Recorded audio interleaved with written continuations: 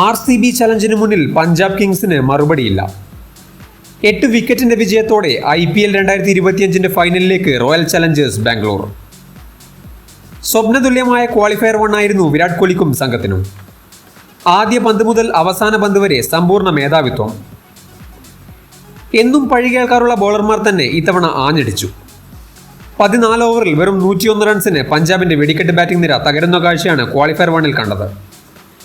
ഹേസിൽവുഡിന്റെ തിരിച്ചുവരവും അതിന്റെ ഇമ്പാക്റ്റും തെളിഞ്ഞു കണ്ടു. സോഫ്റ്റ് ഡിസ്മിസലുകളും വളരെ മോശം ഷോട്ട് സെലക്ഷനും പഞ്ചാബിന്റെ തകർച്ചയുടെ ആക്കം കൂട്ടുകയും ചെയ്തു. അനാവശ്യമായ ഒരു പാനിക് PBKS ബാറ്റേഴ്സിലുണ്ടായിരുന്നു. ഒരുപക്ഷെ കിട്ടാൻ പോകുന്നതിന്റെ മൂല്യം അവരുടെ സമ്മർദ്ദം കൂട്ടിയിരിക്കാം. ടോപ്പ് 5-ൽ 4 പേരും ഒറ്റയക്കത്തിൽ പുറത്ത്.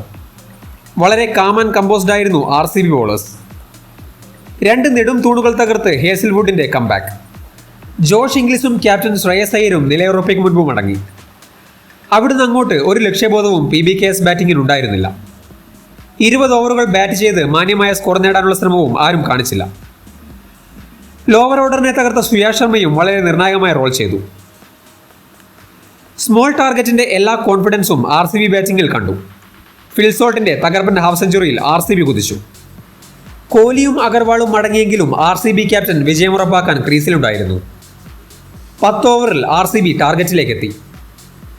അവിശ്വസനീയമായി ആദ്യ 2-ലേക്ക് എത്തിയ RCB ആധികാരികമായി തന്നെയാണ് ഫൈനലിന് യോഗ്യത നേടിയിരിക്കുന്നത്. തോറ്റെങ്കിലും PBKSന് ഒരവസരം കൂടി ലഭിക്കും. MI vs GT മത്സര വിജയികളെ ക്വാളിഫയർ 2-ൽ അവർ നേരിടും.